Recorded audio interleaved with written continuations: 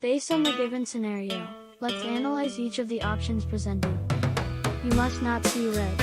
On a field of squares, the square behind you is always the most hideous color or red you cannot retrieve. Move will be pushed backwards without being consumed in red. A visual, 2 to 5 options to move are available horizontal and vertical diagonally. You must proceed forward, remain stagnant, see red choices and decisions. 1. Proceed forward. Advantage.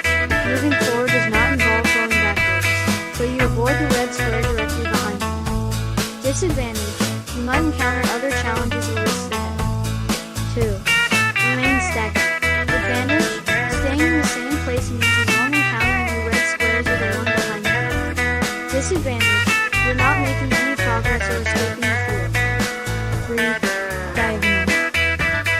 Advantage. Diagonal movement allows you to maintain a safe distance from the red square directly behind you while still moving in a different direction. Disadvantage. This might be a less direct path and could potentially lead you to more red squares. Now let's consider the implications of each option. Option 1. Proceed forward.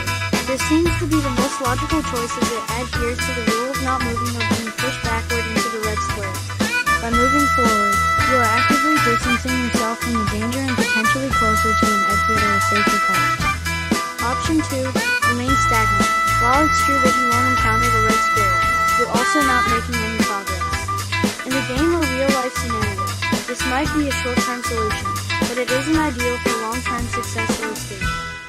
Option 3. Diagonal. Diagonal movement is a good strategy to keep a safe distance from the red square while still moving away from it.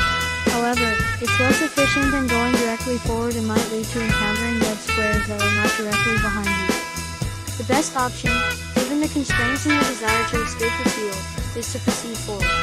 This allows you to move away from the red square and continue exploring the field for better options or an exit. If the situation is more complex, with additional rules or information about the field, we would need to consider those factors as well.